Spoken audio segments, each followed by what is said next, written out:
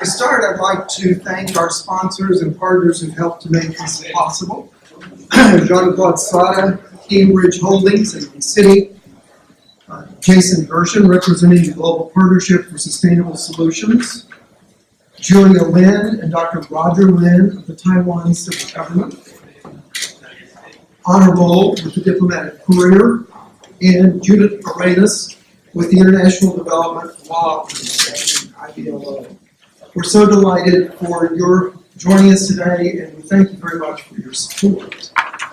The Global Action Platform is an international university business alliance advancing sustainable, scalable development in the areas of food, health, and economics.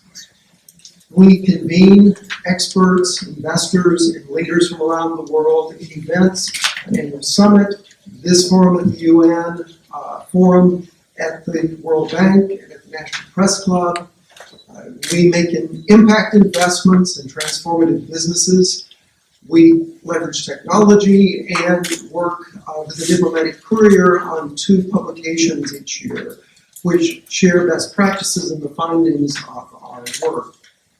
For the past 5 years, we've engaged over 400 of the world's top experts and executive leaders in the areas of food, health, and economic development. We are now pivoting this year to move more and more into action with the launch of our 20-acre innovation campus in Nashville and City, a university business engagement facility campus to help create an innovation economy in that area and connect it to other initiatives around the world. And in the Philippines, we are developing a living laboratory for rural development with the Indigenous Peoples Economic Union of the Philippines. So with a rural living laboratory and an urban living laboratory for solutions, we want to drive the ideas and the research of our past 5 years more and more into action to find solutions that can be shared with cities, that can be shared with rural people around the world to help bring all of us into a world of abundance. It's a pleasure this afternoon also to introduce to you our publisher, Honor Roll with the Diplomatic Courier. Today we're also launching our annual report for 2017. And Anna, if you care to say a few words. Thank you so much, Scott. Thank you to all of our sponsors and partners here today. And since I'm the first thing, I will be very fast. I'm not like theater, please. So loud. We're thrilled once again. This is the second year we're launching this report. We moved the launch of the report during UNGA because we think it's such an important forum, and it's been such a beautiful partnership that we've had with IDLO, and so we're very thankful for that. And of course, our dear leader Scott Massey, that is such an amazing convener for all of us. It's a special year because this is our 5-year anniversary of both the Global Action Platform and the Global Action Report that we've produced since day one. And we're very proud because we are one of the very first and enduring partners of the Global Action Platform. So we were the pioneers or the first believers, if you want to say that. And what I wanted to do today, it's been 5 years, over 400 of the top leaders in prosperity, food, and health. And our main job has been to be rapporteurs, to capture, synthesize sort of the top ideas, the top fears, the top innovations, challenges. And so as I sat down the other night, I was thinking, okay, what do I want to say? What are the top lessons we've learned these 5 years? These 5 years is a good milestone to think about sort of, where we've been and where we're going. So indulge me while I put together, and I want to also recognize that we didn't just put together the 5-year report. We had North Highland really give us their expertise in synthesizing what we had already synthesized in 5 years. So they helped us kind of distill even more sort of the top ideas. So I wanted to take a moment and tell you what we've learned these 5 years very quickly. 3 top things from each food, health, and prosperity. So in food, number 1, To achieve a sustainable food and agriculture system, the private sector, we learned, needs to bring in new models for food safety, distribution, nutrition, and make that part of the new business, their new business plan. So that needs to be sort of ingrained in the business plan of in the private sector. Number two, the food science sector will need to restore trust through better collaboration between academics, farmers, and public. That was one of the recurring themes over the last 5 years, that there's no trust between the public and the private sector when it comes to food science. And number three, food is not just a commodity or calories for the body. Food is deeply connected to nutrition, to health, to tradition, and well-being. And this complex interweaving of well-being and tradition make up the culture of food. One of the most important conclusions in this 5-year span that we're looking at is that food as a tradition is detached from the business of food. And the future will demand a better relationship between big business of food and the smaller scale community farmers. So more people focused as opposed to business focused. In health, number one, we learned that faced with tremendous healthcare expenses, poor health outcomes, the great challenge today is to shift the scattered brick and mortar system of the hospital system that we know and build a system of wellness around people. Again, our common theme throughout these 5 years was people. And number two, the current model is designed for reactive disease-based treatment, so more reactionary. There's a shift of patients now having a more discretionary influence into the system and a new definition of what a satisfactory patient experience is. So again, back to people being the center of the solution. And number three, the patient population is aging all over the world. We're looking at a variety of problems. In the developed world, we're grappling with obesity. And in the emerging markets and the rest of the world, there's basic lack of access to healthcare. Those are real problems. And healthcare technologies were initially developed from a doctor's perspective. And what we're looking at, most data is reactive, not predictive. But all of that is now changing, and healthcare systems are now working to develop a patient-driven tech solution for healthcare, back again to people-oriented. And in prosperity, number one, we've learned that regional economic strategy is key to achieving the SDGs on eradicating poverty. So we're going through this, what we've termed in the international affairs arena, the global community, going more local. So key to creating universal prosperity is the activation of these regional economies that leverage the talent and assets of their local knowledge, workforce, institutions, and capital. And number two, innovation is critical to driving the economy, and research is the fountainhead of innovation. So to accomplish a successful innovation hub, a comprehensive collaboration platform is needed. And this is where we're very excited to be part of the Global Action Platform, because that's exactly what Global Action Platform is. This year, GAP has invested through the creation of the Innovation Hub model as an anchor for regional innovation and cluster development. And now we then have that in the campus with one city. And finally, number three in prosperity, driven by millennials and the younger generation, impact investing is becoming increasingly important. And that was one of the themes that sort of we saw throughout the 5 years that we've captured at the Global Action Summit.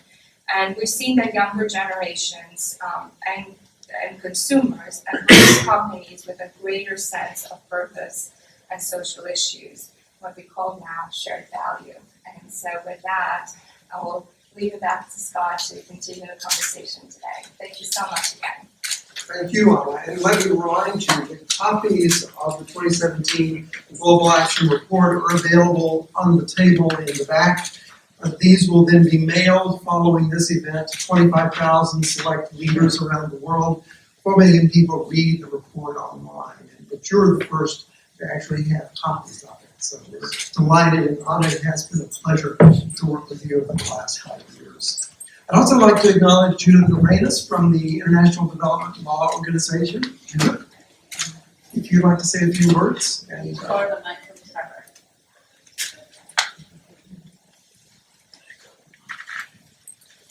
Thank you so much, Scott, and allow me to welcome everyone to what I think for me is always one of the highlights of the UN General Assembly, as somebody that spends all their time really talking to diplomats and other international civil servants. I find being able to get together with private sector representatives one of the most refreshing moments that I can actually encounter throughout the year. So IDLO is the only intergovernmental organization that has an exclusive mandate focused on promoting the rule of law, issues which are very much at the core of everything that we will discuss today. We're extremely proud to partner with the Global Action Platform because very often, particularly in these halls, you hear a lot of talk but don't see a lot of action, and it's always a great privilege to actually meet up with people that get things done. And in that sense, we're very excited about the Global Action Platform bringing together certain things that are very much guiding principles for us. The fact that we're bringing together multi-stakeholder gatherings and that these are cross-sectoral gatherings. We began our campaign on the SDGs quite a number of years ago, and I'm very proud that throughout all of the campaigning that we did to actually get Goal 16, which focuses on the rule of law, adopted, we were very privileged to benefit from the insights of the private sector. Goal 16, we believe, is actually a cross-cutting issue that cuts across what we're discussing here today on food, health and prosperity. Because without the rule of law, everything else in the SDGs falls through. The international community cannot eradicate poverty, promote sustainable development, or create inclusive economies when human rights are ignored, when the rule of law is absent, when justice and accountability systems fail, or when women and minorities suffer from discrimination. When the rule of law is absent, business finds it hard to operate, and there are damaging commercial ramifications and risks, such as lack of respect for intellectual property, poor means of contract enforcement, and regulatory compliance. Bottom line is that the private sector has a voice. You have a big voice, and we regret that you're not often seated at the table, so the least we can do is help facilitate this yearly gathering. I spent more than one floor out listening to heads of state, and the first statement by the new UN Secretary General focused on his priority to get the private sector around the table. So we're very glad that we are here today and look forward to continuing to be a channel for the Global Action Platform and indeed for all of you today. Because the Sustainable Development Goals don't really allow anyone to stay on the sidelines. Making them as a reality is going to be everyone's business, and we're very grateful for your efforts and your commitment to making this come true. And again, very grateful to Scott for gathering everyone here and helping us figure out how to reach that pathway of implementation. Thank you. Thank you. It's been a pleasure also to work with IDLO. Their work in promoting the rule of law is absolutely fundamental in achieving any of the goals that we're talking about today, as you know. It's now my very great privilege and honor to introduce our moderator for today, Dr. Fareed Zakaria. It has been wonderful over the last 3 years to work with Fareed as host and moderator for our annual Global Action Summit in Nashville. And I think you will join me in recognizing that Fareed brings a level of analysis, of thoughtfulness, of balance, of perspective to international issues and the challenges that we're facing in today's world that's rare in the media. And so it is truly a delight, and it's truly been an honor to get to know him as a person, to get to talk with him and to learn from him. And we're so looking forward to your assisting us in navigating these waters today. Thank you. Thank you so much, Scott. You know, I get asked to do a bunch of these kinds of things in the course of my year, and I would say honestly, this is probably one of the most important ones that I do with the Global Action Platform, because we are consumed with trivia on a day-to-day basis. Let's face it, a lot of what we deal with is trivia. And what I love about this platform, what Scott has done with the movement really, is that it is a movement, a very rare movement, which is focused on the fundamental long-term trend that we have to deal with as a planet. You know, there will be 10 billion people by 2050. How the hell are we all going to live sustainably on this planet assuming we will not find Elon Musk's solution of using other planets by then. I'm not ruling it out in the very long run, but at least in the short run, by which I mean 2050, we are going to have to figure out how to do it on this platform. And I think by actually trying to create an intellectual, social movement around these ideas, we're doing something very unique. Right? We're beginning to talk about it at an ideas level. What are the sustainable strategies that allow this to happen? And the second part about it that I think that Scott has done, which is so important, is to really try to involve everybody, all the stakeholders, and particularly the private sector. This is something I used to often point out to when I was on the board of trustees at Yale University. We would always give out honorary degrees at the end of the year, and it was one of the most fun meetings where we would decide who we're going to give honorary degrees to. And there was always some brilliant scientist and some brilliant NGO person, and often it would be somebody like an actor. I remember we gave Paul McCartney one once, because you want to keep the kids happy in a sense. And it felt to me, bizarrely, since there were a lot of CEOs in the audience and on the board, to point out that we needed to honor somebody from the private sector every year, because most of the graduates of Yale University, like most of the graduates of every university everywhere in the world, will go and work in the private sector. And we want to make them aware of what is responsible, good, far-seeing, ethical behavior. Right? And so when we think about how we're going to tackle this challenge, to not involve the private sector seems insane. It seems as though you're never going to get a solution which is truly society-wide, truly revolutionary, truly changes the way people live, eat, work day to day if you don't have the private sector involved. So what Scott has been able to do is this extraordinary thing, and I remember it from 3 years ago. Every year what he does, it expands the reach, expands the focus, and expands the base, is to take these long-term trends that it's hard to talk about in societies that are obsessed with the short term, involve everybody and give a central role to the dominant player in society. Let's be honest, the private sector is the dominant player in society. Governments are important, and international organizations are important, but if you don't get the private sector, you're not going to get things to move on the ground. So that is to me, the great magic of what Scott Massey has been able to do here. There's all these kinds of intellectual impresarios. You have to have the right idea, but you also have to have the right personality to bring it all together. And I think it's such a pleasure to be able to do that. So we're going to kick it off with Myron Brilliant, who is in fact brilliant. The U.S. Chamber of Commerce, who really is extraordinarily thoughtful about all these issues. We've had an opportunity to interact often. I always learn from what he says, and I'm sure you guys will as well. So, first of all, Scott, you are deserving of great praise for the contributions you are making and for the platform you have established. And obviously, the people in this room, but more broadly, the effort that you've undertaken to bring interest groups, varied interest groups together is, I think, a great achievement. So congratulations. Fareed, you surprised me a little bit because I read your Washington Post op-ed recently in which you talked about the important role of government plays in the lives of people, and government does play an important role, and in this context it was in reflection about both President Reagan, but also the two hurricanes and the reaction and the aftermath of that. But I think we can all agree that so does the private sector. And we're united in this room to understand what is the role of the private sector, how can the private sector do more to contribute.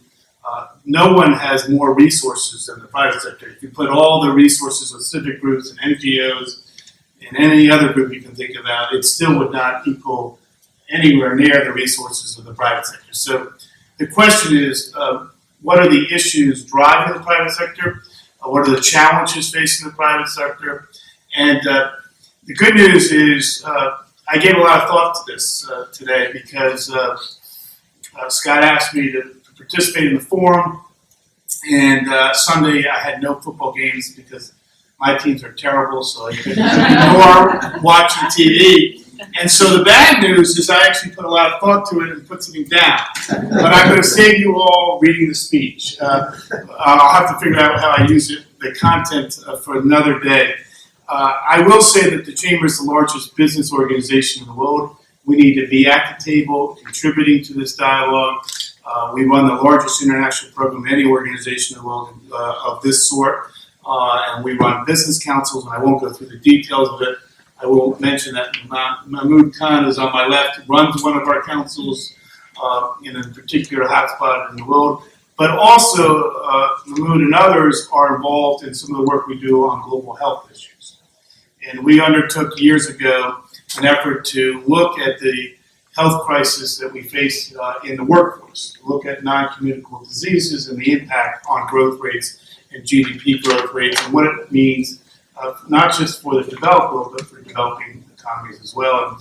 And the results are quite dramatic if we don't do something about it. And for that to happen, the private sector has to work effectively with the public sector and with other groups. The challenge for us is that confidence in the business community is eroding. There's a real rift in our society. This is not the subject today. But with that eroding trust in the private sector, we've got to figure out ways to redouble our efforts. It used to be that profit making was good because it created jobs. Survey after survey demonstrates that Americans do not, and I assume that's reflected elsewhere, do not believe that companies should be just in the business of making money. And so we have to be in the business for something more than that. And that's why this conversation, I think, is very timely. What I would say to you all is that the goals, the SDG goals, are very important. And there's no question that we should think through how we can learn from each other, how we can work together. Fareed will narrate a conversation here in a few minutes about some of the sustainable development goals, and tactics and strategy matter, how they all get linked together. But I wanted to raise in a provocative way, and this is what I was thinking about over the weekend, some of the trends that we see that are problematic for us all, and things that we have to think about in terms of addressing. So I came up with 6 trends, and that you can agree with them or disagree with them. You can reflect on them today or another day. But I thought I would just share with everyone here. One is governance. We have to make sure that global goals require corporate governance and management, but we're approaching a point, arguably, that the economies of scale are being outweighed by the cost of governance, by managing complexities and uncertainties that companies face in markets. Shareholders are pushing us towards better alignment with SDGs. We certainly see that from our companies. But as they also search for higher yields, there is this pressure on short-term horizons, which Fareed alluded to in his comments. So if we're going to contribute more to SDG goals, we have to recognize that market forces are playing a huge role in all of this, and also understand the role of institutional shareholders. That's point one.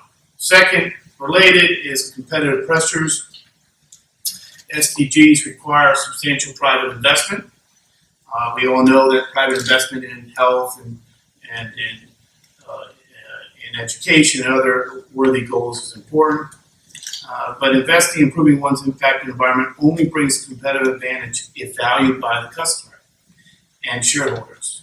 Otherwise, the lowest bidder will win, and bad practices will chase out good practices. This is something that we worry about. I won't get into the whole issue of trade, but it factors into this. Trade agreements become so complex that it's difficult for our customers, for people, to understand that there are tax cuts for the consumer and for the producer. So we are seeing substitute industrial policies adopted around the world, and that, unfortunately, puts a lot of pressure on politicians and therefore undercuts the efforts of many companies in their efforts. It makes it more difficult to deal with disruptions in business practices and in executing with speed. So competition policy and easing financial terms are are issues that we have to think about as we look at SDGs. Resource constraints, of course, everyone here will talk about that in their own way, but we all know that SDGs require responsible use of natural resources. This has to be aligned with operational efficiency, and executives are faced with a barrage of crises related to water and energy scarcity, talent shortages, and natural disasters, and put their facilities and ability to meet customer demand at constant risk. So these are issues that we've seen time and time again. Labor constraints. We all assume that we want to invest in human capital. Access to qualified labor is identified by many as one of the biggest challenges facing us across different industries. The pool of unemployable workers is too large, which leads to social unrest. Automation plays a factor in the way that industries are thinking going forward. It does change the nature of looking at the workforce, and we need to think about incentives for investing even in countries where cost of labor matters less now as we get into automation. So it's a big challenge. Immigration policies is another component of that, which I won't get into given time constraints. Social functions. Multinational companies are now expected to put pressure on their suppliers to be efficient, green, socially responsible, able to deal with third-party orders, non-corrupt, connected, cyber-secure, gender progressive, all just to enter the food value chain. Therefore, we must be flexible, innovative, financially resilient. But the avalanche of demands exclude smaller, younger companies, firms that do not enjoy government patronage, concessional financing, and other advantages. The expectation that the multinational employer becomes the prime provider of education, health, and retirement services, as well as local R&D, is inconsistent with the primary function of the company. These are challenges we all have to wrestle with. Integrity challenges is the final trend. Global expansion is increasingly putting business in close contact with markets and players who do not operate based on the same norms of integrity, rule of law, cultural, religious references. Business cannot insulate themselves from the markets they operate in, nor can they be expected to undertake nation building or fully explore their own norms. So another trend that we should be concerned about is the growing power and capacity for surveillance by both governments and private actors. I'm not suggesting that all these trends are relevant to all companies. I'm simply giving you a sense of some of the trends that are creating market pressures on the SDG quality goals. So I'm optimistic by nature. It's someone with the last name Brilliant, first name Myron, has to be with red hair. So let me just say that in short, because I do want us to have a dialogue today, we all want natural resources to be well utilized. We all want to create dignity through work. Therefore, we want to find ways to provide meaningful work even as we transform our society, and we are, through innovation and technological change. We want to find solutions that are sustainable on a long-term basis. We want to ensure resources are fairly allocated across society. And finally, we want to work together to ensure our capacity to help local communities, which I heard referenced earlier. So I'm optimistic that the SDG framework is still relevant, but there are market pressures on it, and we should be cognizant of those, we should be reflective of those, and we should think through the role that the private sector can play with civic-minded groups, with NGOs, with government, to ensure cooperation, not confrontation, as we try to achieve these goals. So with that, I'll turn it back to Fareed. Thank you. Thank you, Myron. That was a great way to start us off. Justin Bakule is the president of the Shared Value Initiative. This is a kind of initiative started by Michael Porter and Matt Kramer, and it's an attempt really to try and help corporations figure out how to navigate these issues in this world. You know, what is it that is a shared value? This is very different, I think, from the Milton Friedman idea that corporations have one role and one role only, and that is to maximize shareholder value.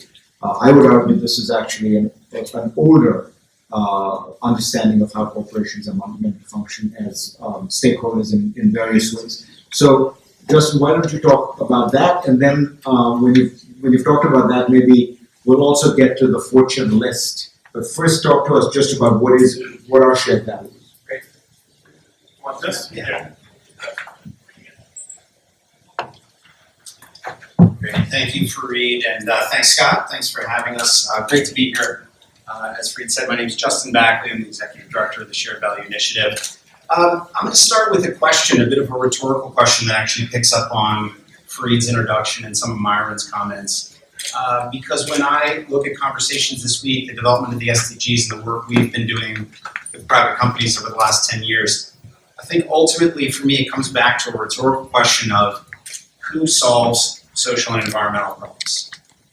Who is most responsible in society for solving the pressing challenges facing us today? Now, if you want to, we don't have time today, but if you want to have a little exercise in your company or with your teams where you work, ask them this question: who is most responsible for solving today's social and environmental problems?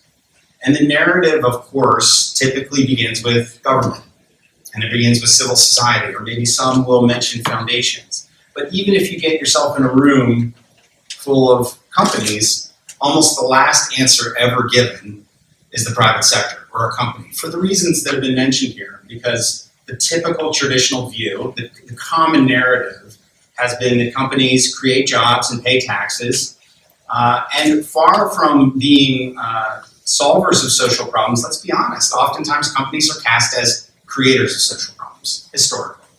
Now, that is changing immensely. And when you think about the SDG conversation, when you think about the conversation in Paris around climate change, companies are taking a much more prominent role in that conversation and how we solve social problems. Now, why is that? Why is it that we're looking at companies as potential solvers of social problems? And Myron alluded to this, but basically within companies you have a business model and an ability to scale when they see social problems that are related to their business. Importantly, though, the promise of companies as solvers of social problems is beset by a number of challenges. And one of them is that basically you see what I call the tectonic plates shifting between sectors, right? So this means that it's slow. And you see all sorts of symptoms of resistance to companies actually trying to solve social problems. Like, wait, so companies are going to profit by innovating to solve a social problem confronting their business? MasterCard, I know our friends from MasterCard here. A lot of innovation around financial services, extending financial access to hundreds of millions of people around the world that don't have it through a core business model. Wait, they might make money in doing that? Right, so that's the hesitancy you see that companies face when they try to undertake a shared value approach. So there are many forms of this resistance that we see. So then what is shared value? As Fareed asked me, what's actually the definition? It's really the changing of this narrative that social and environmental problems are opportunities for companies to innovate and grow. The traditional mindset would have been their costs to be managed and minimized to the side of the business. There are opportunities to innovate and grow. And when we originally wrote the Creating Shared Value article with Michael Porter and Mark Kramer, we defined 3 ways that can happen. 1, through innovating around products and services. A very common example that would be offered would be the Vodafone Safaricom example in Kenya for mobile payments. Around value chains, how do companies innovate in a way that secures their supply and works with their value chains? In a moment, you'll hear from Kathy Pickus from Abbott, who's going to tell you about how Abbott's gone about that in India, so I won't say more about that. And then finally, investing in the competitive context or cluster surrounding a business. So take a fertilizer company like Yara, who wants to build a new market in East Africa, and can only do that by figuring out a way that smallholder farmers in those communities are supported in a holistic way. So Yara has a role to play as a business, but so do all the other sectors within solving it. Now there's 3 quick things I want to mention about shared value that are really important. It gets back to this point of the tectonic plate shifting. First of all, companies have a host of tools that they use to engage in society. Shared value is one of them. Of course, corporate philanthropy, CSR, and sustainability investments are part of that portfolio. And we very much start from a position of course, believing in shared value as a mechanism to scale, but that those other tools are important tools in the toolkit to engage in communities that companies work in. Number two, because we think companies can play a more active role in solving social problems, it doesn't mean that every social issue has to be turned into a business model. And I think this can't be stressed enough. Shared value is not the answer to all of the world's problems, but undoubtedly what it means is the private sector should be playing a much more prominent role where a business model can be created. And then third, I think the really important thing, and I'm sure all of our corporate practitioners that Scott, that you've brought here today can attest to this, is even though the concept of shared value, identifying the issues of greatest materiality related to the business and society, even though there's such great promise there, you have to understand that the companies themselves go through a journey of basically re-education with executives internally for how to embed these principles deeply across the business. And of course, we mentioned Milton Friedman. I mean, there's been a long-held belief in a very narrow conception of the role of business in society, and that role is just about returning money directly to one group, to shareholders. So the companies themselves have to go through a journey of transformation where these social issues are prioritized, they're thought through strategically, and they stand up to rigorous business case analysis and return expectations, much like anything else that the business is doing. Now, Fried, do you want me to talk for a minute about Fortune, or do you want me to pause there? No, I'd love to. Don't you think, Scott? Let's just get the list so people understand it, because I think that this all sounds a little abstract, and so now what you have is Fortune that has, in a sense, created a list that tries to measure and rank companies. So why don't you just quickly explain what the list is, and then we can move from there, and then we'll open it up. Absolutely. So Alan Murray, who's the president of Fortune magazine, and Michael Porter started a conversation about 3 years ago. And I think the really promising thing is that Alan himself, in his leadership at Fortune, had noticed this trend and this changing narrative of companies, in fact, investing in their business in ways that had positive growth, but at the same time addressed a social issue. So again, maybe it would be MasterCard addressing new customer segments, Abbott, working with farmers in India. So all sorts of examples. And to Alan, he saw this as one of the big trends that was really transforming business. And so he came to us because we had sort of deep experience working with many of the companies that were leading the way, and said, hey, if we wanted to put this on the map, and we wanted to change the narrative around what businesses were doing in a very positive way for society, how would we go about doing that? In all candor, we wanted to call it the shared value list. Alan said, we need to sell magazines, that's not gonna work. And so the Change the World list was born. And now we're in our third year, we just published it. And I think importantly, there are 3 criteria that are underpinning the companies that you'll find on the list. Number one, how are they creating and how do we quantify the business value that's being created, and what social issue is it tied to? So this direct link between business value creation and social impact. And that, of course, is the sort of virtuous cycle that we're looking at within companies. And then third, because let's all agree that for many companies that are at the earliest stages of the shared value journey, we also have a criteria that's about the degree of innovation. So perhaps they haven't delivered results at scale yet, but it's a new idea within a business that has significant scale potential, again, on social and business issues. Now, I think the interesting thing is we have the list. It's obviously drawing great awareness, but Alan and Cliff Leaf are using that convening power, Fried, I think, to try to have a bigger impact. Next Monday, they're bringing 125 CEOs together for a CEO dialogue, and they also had a convening about 6 months ago at the Vatican. So back to this point of trying to reach into different audiences for how do we raise up the prominence of the private sector playing a role to solve problems. All right, let's open it up. I'd like this to be very interactive. I'd like people to really feel free to jump in with their perspectives and share a little bit of your experience, because the danger here, as I say, it can get very abstract, and I think I'd like for people to talk very specifically about what this has meant. And in that context, I thought I'd start us off by asking Trevor from KPMG to to talk about what your experience has been, because you guys have actually tried to measure this stuff. What did you find? Thanks for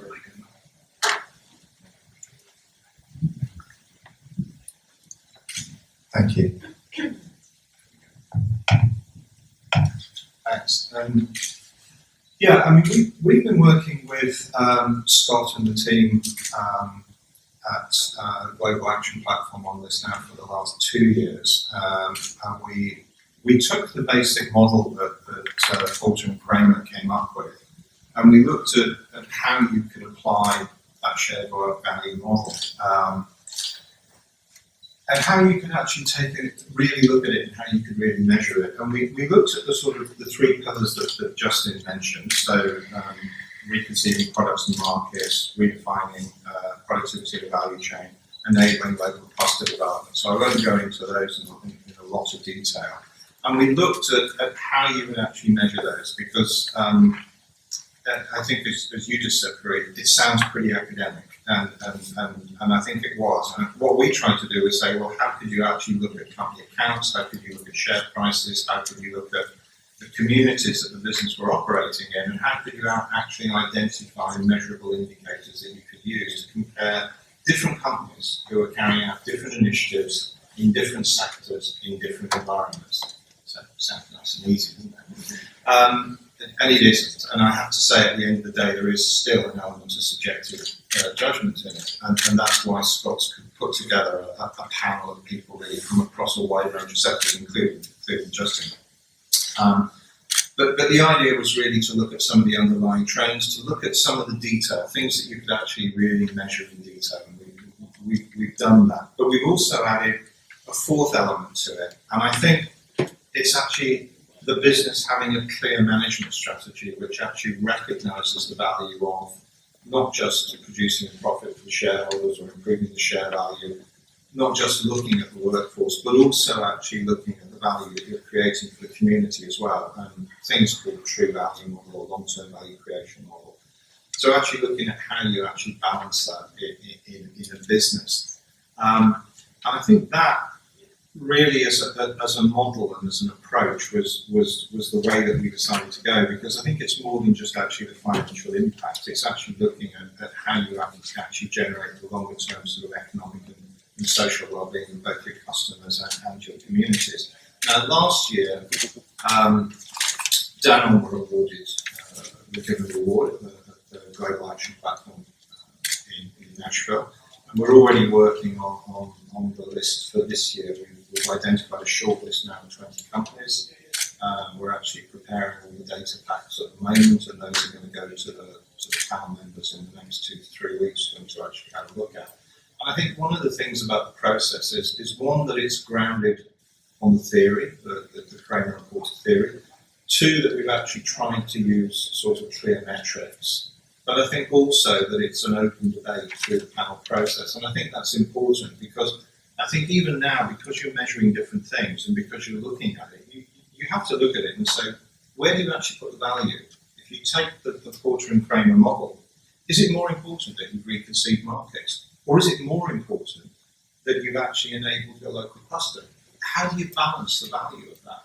And I think that's the debate that we're still having. So yes, we've got metrics, but equally I think there's still a substantial amount of management judgment involved in it.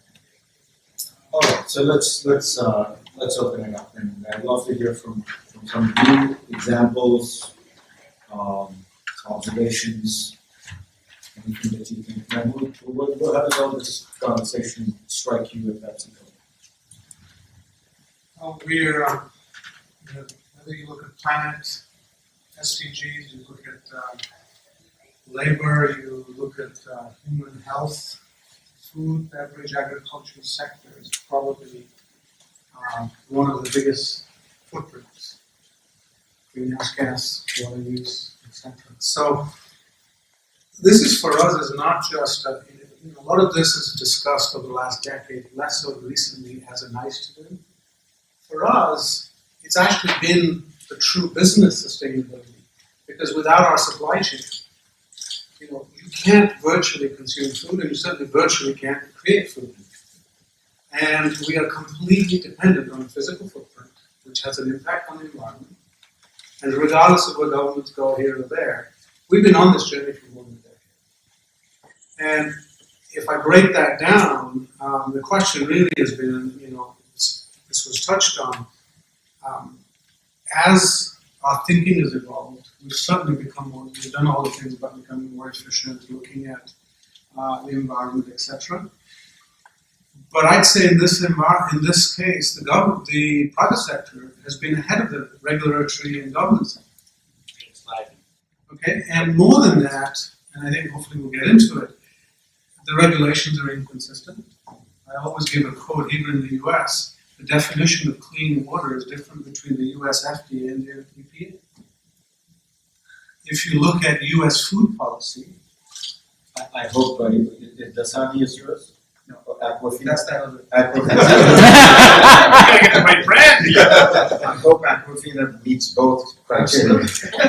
But if you look at US agricultural policy, and I happen to be a member of the board of the USDA's Research Foundation, our food policy and our US agricultural policy are almost reciprocal opposites. In the same country, in the same government. So the challenges for the private sector, which are, we need policies aligned even within countries, so that we know exactly what the swim lanes are and how do we do it. So we're helping shape that. I'm sure other financial sectors, the same equivalence exists. So we live in this dynamic environment, for lack of a better word, where there is a dynamic process going on in the private sector, a dynamic process going on in the non-private sector. In some cases, they come together in line. In many cases, they don't. And I would hope that this is an evolution. Somebody mentioned science. Unfortunately, it isn't just industry, but science has lost credibility among society too. And science has become hijacked in the consumer space. We're a consumer company. Many of us, at the end of the day, at the end of our food chain, is a consumer. I don't care, almost any industry you pick up, perhaps not defense. Every other industry, there's a consumer has to buy something at the end of it. The consumer is completely confused. And science has lost its credibility. So how do we bring that back? And that's an academic issue as well, right? We've all sat on the boards of universities and things. So for us as PepsiCo, we're working, I can give you lots of examples, and I don't want to use today as a podium to sort of share company examples. But we will not exist as specific companies, but our sector will exist. I always say there will always be a food and beverage industry. You can't feed 10 billion people virtually, to say it again. There will be an industry that, and 90-some% of the world's food is bought from the private sector. It's highly privatized. The question really is, what will that be shaped, and how will it be shaped, and will we have the foresight between these two sectors to shape it? I'm going to get into that. I don't want to take more time. How far away are we from the prospect of not virtually creating food, but of creating it using many fewer natural ingredients? You know what I mean? The sort of artificial beef. Is that really a pipe dream? How should we think about it? So, is it technically possible? There are many things that are technically possible, and I put my scientists down. It is doable. At the end of the day, we are a composition of a number of molecules. We can recreate those. Some we know, and this is not advertising. I gave a TED talk on this about 4 or 5 years ago. There are probably many nutrients we have yet to identify. They exist in our food system. We've not identified them as nutrients. And so we will be able to recreate, and I'll give a very quick example. We have taste receptors inside our body, inside our gut. They're not there to sense taste. They're actually there probably for a regulatory purpose to sense nutrients that we don't actually even know what those nutrients are. So what that tells us is to recreate synthetically, we have to first understand the composition.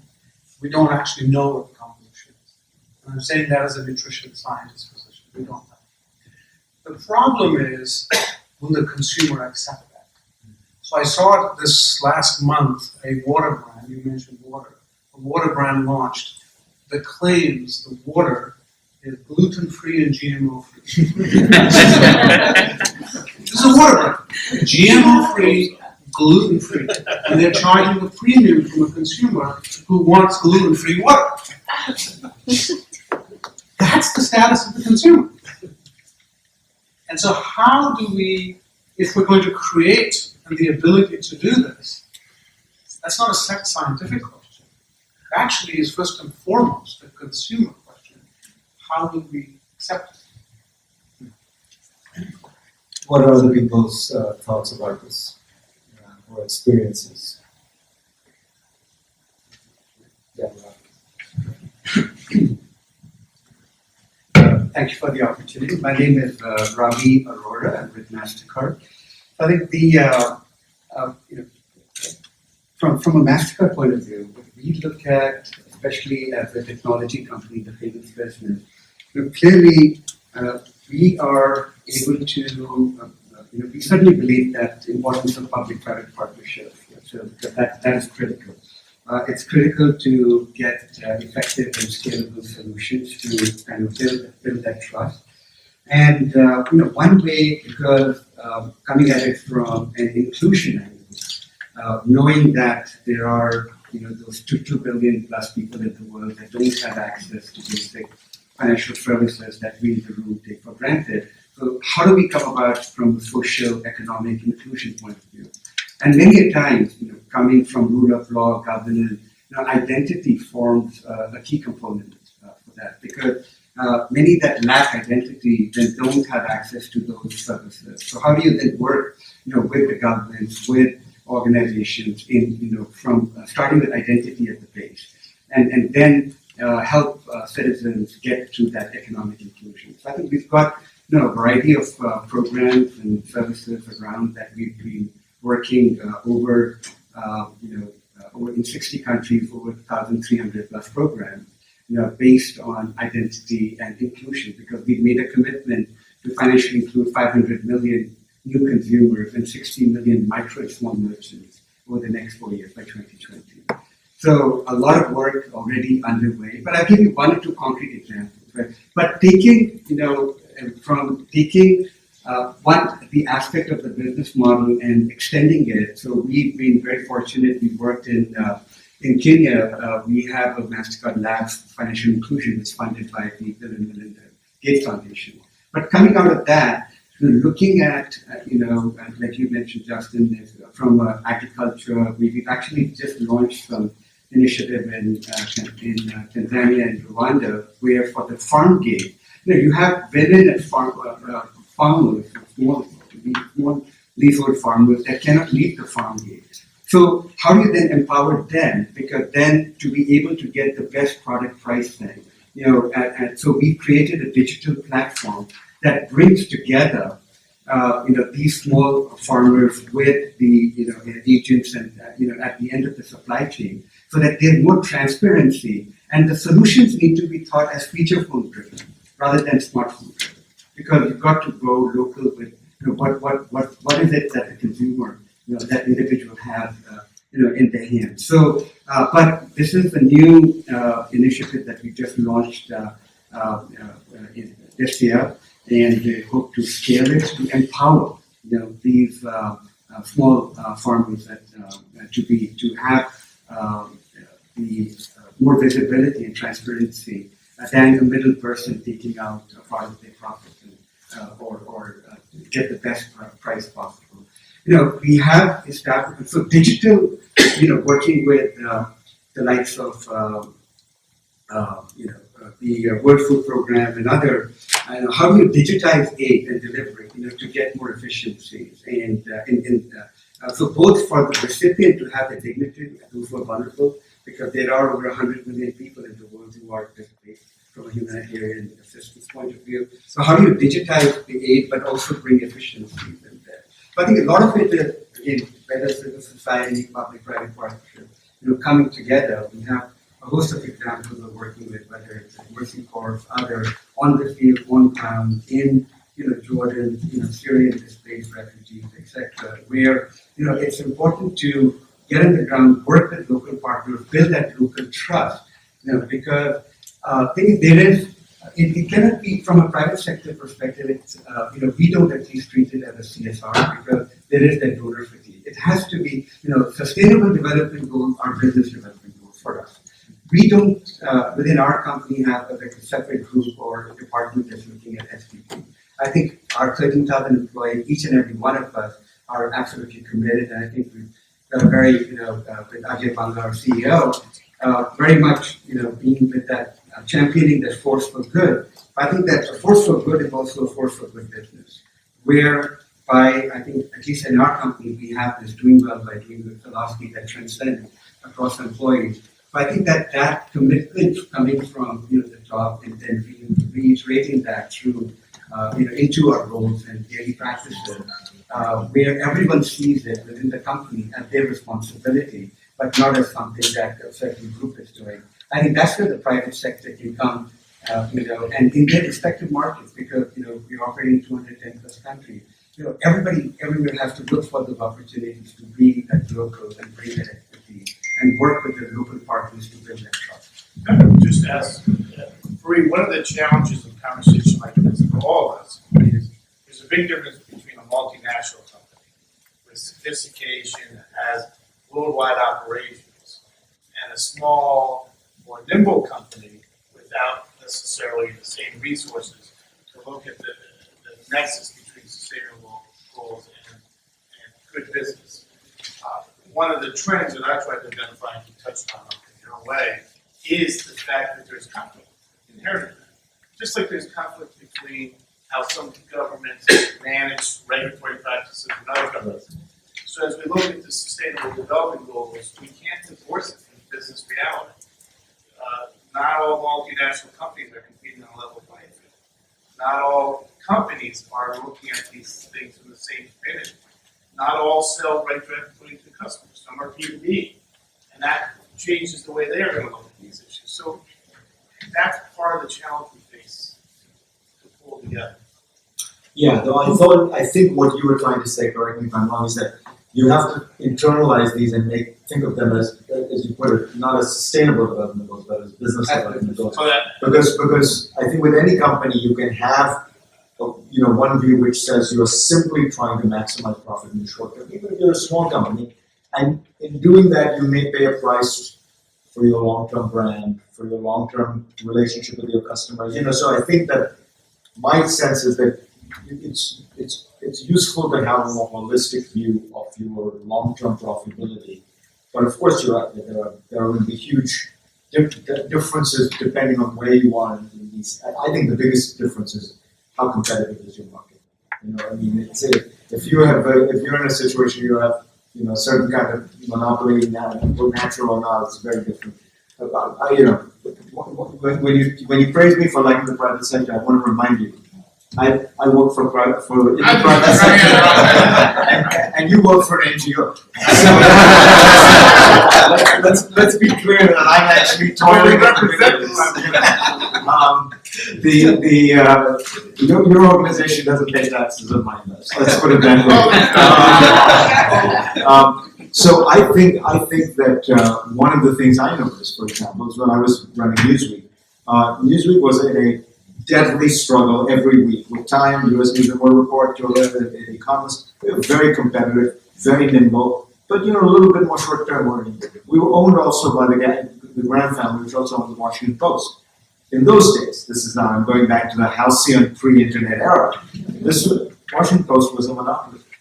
It was the hardest thing in the world to find an alignment of interests and values and business goals, because they had a completely different attitude, to your point. And their attitude was, we don't believe in discounting. We think it's tawdry and unethical.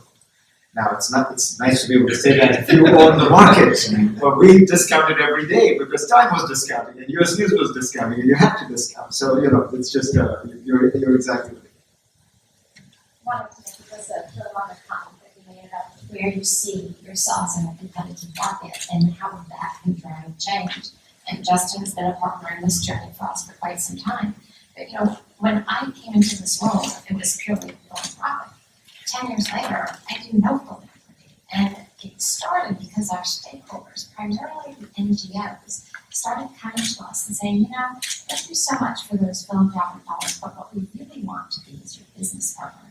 How can we find a way into your value chain? And we started to step back and think, how do we work that? And they saw instantaneously, this was clear very early on, was starting to create care enterprises. Because they said, look, if we can go from the sidelines of the global economy into one of the fast lanes, this will change the future of the beneficiaries that we're serving.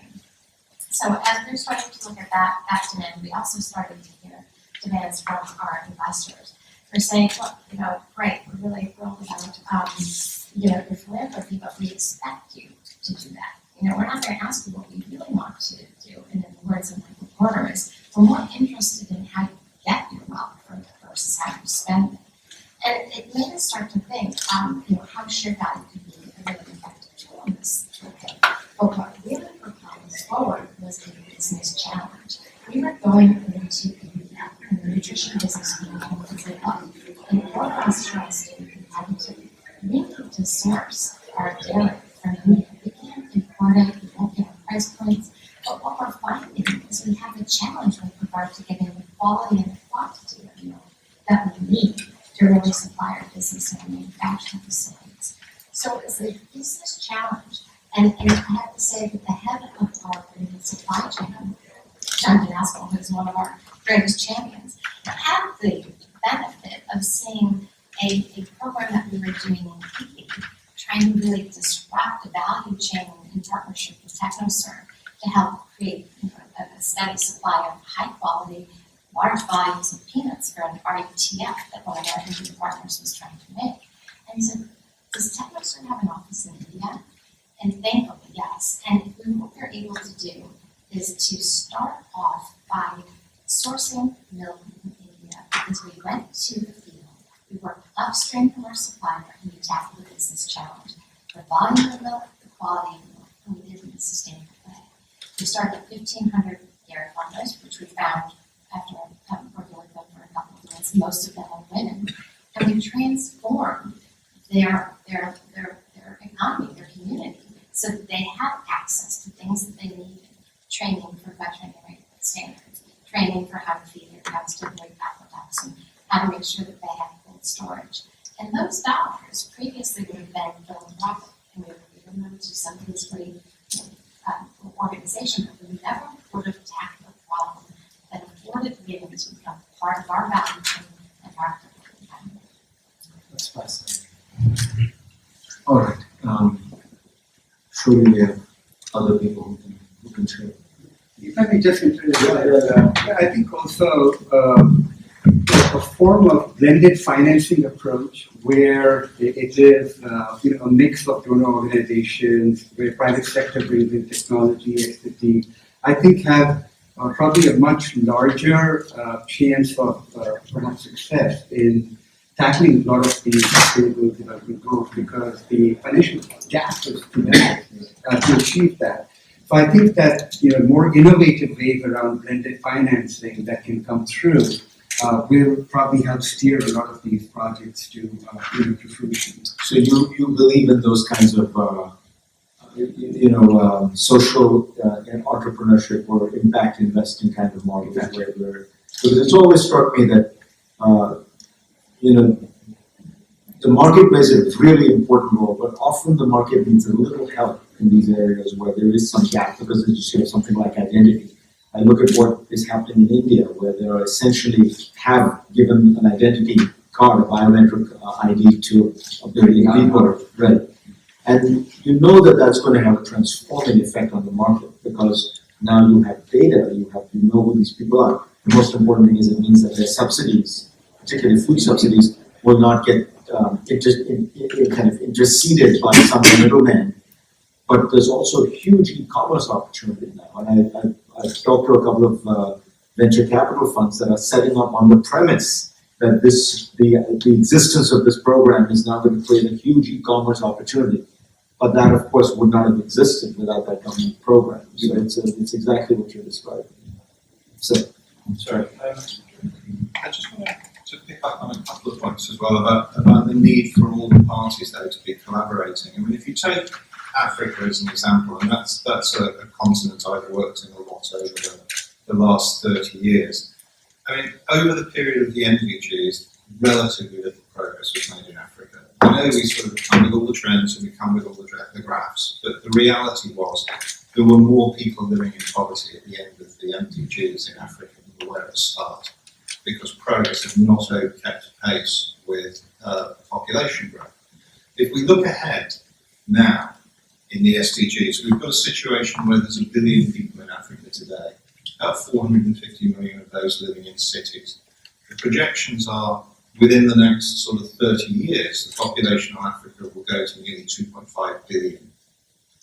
And with urbanisation, that will be about 1.6 billion people living in cities. So in other words, we need a built environment. That's over what time frame? That's over about the next 30 years.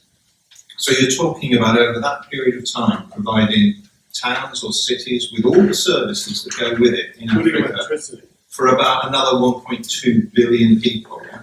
That's 120 cities the size of New York needing to be built across Africa in the next 30 years. Now that's a massive challenge. It's also a massive opportunity for business. I'm sure the construction companies will be licking their lips at that one if they can find somebody to fund it. But the opportunity in the power sector, in transport, in all the other sectors is huge. But one of the big problems, and it's not access to finance, one of the big problems is access to markets, because many of those markets in Africa, the 54 countries in Africa, are small, quite a few of them are landlocked, they have problems with inter-regional trade, and not only that, they have problems with international trade. They have problems trading with the US, problems trading with Europe, problems trading with other markets. If you actually want to get that scale of investment from the private sector, you have to think about how you can create a business environment and a trade environment that means that those countries, those cities, those markets can actually operate internationally. So that's the first point. I think the second thing I would say is that we need to understand that every country is different.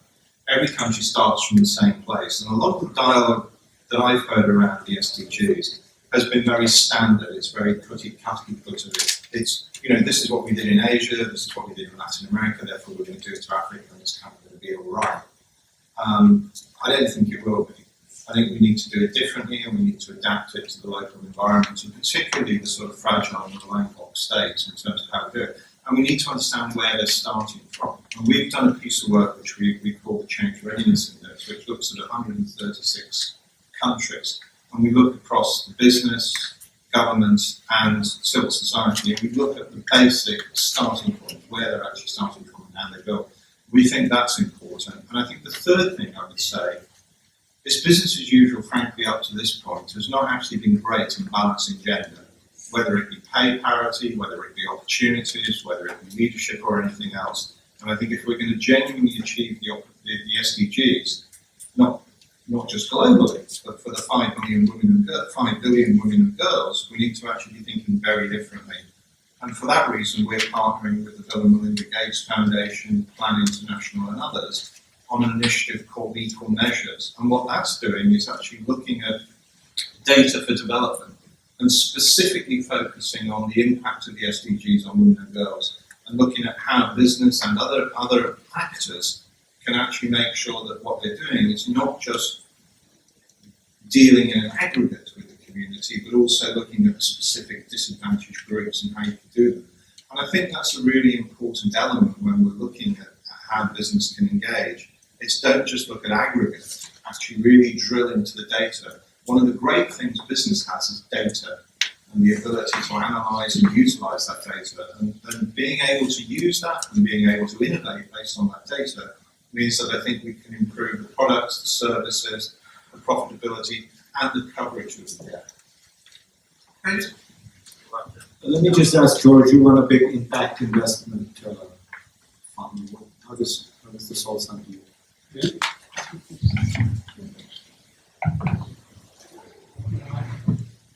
I was CFO of Novartis Pharmaceuticals, IMS, 6 companies on 9 boards, been on 20 or 30, currently some of 3 global foundations. Gotta get real. we're talking about fluffy stuff right now. I'm trying to pick up one or two things I could take home, and I think Catherine was the only one that had one. So they gotta get it real. And people do what they're motivated to do. And can't get motivated if you don't understand what you're supposed to do. Somebody motivated because it helps them socially or helps them economically. You know, they need both here. And we got some big new trends that are going to play into this. The big globalization of data. You know, the fact that technology is going at a 45-degree angle when measured on a log scale means that within about 15 to 30 years, artificial intelligence and people will be about the same. And that means everybody in the world is going to have access to information, which means you've got to figure out what to do with that information. And I think that's going to be an important component. I think if a group like this could be helpful to let people know the one or the two or three practical things they can do to support the cause, and then track that. You go along with this. It's a very important point. What do you think are the kinds of things you want to hear? What are the kind of practical, what's the kind of practical information you want to hear? Let me give a local at home example. I live in Connecticut. I work in Connecticut. Connecticut's lost GE, Aetna, I think a couple of other biotech companies in the last year. And they're all going up to Boston or New York or somewhere else. And you ask, why is that? There's 26,000 companies in GE, and you can count on all your fingers and toes the ones with more than 10,000 employees, and a couple just left. So the question becomes, how do you focus your investments as a state to get the future? And for us, the things that we can do to get the future from investment, because it's all investment stuff, it's probably financial services, because that's our biggest employer.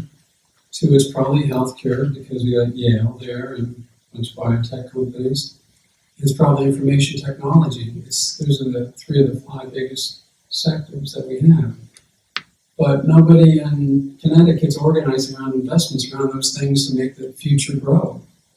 So to me, what was insightful is when I looked at how many companies we have in Connecticut, it's 26,000. And there's literally only about 10 that are above $10,000. But all we do is talk about trying to make those 10,000 employee things grow big.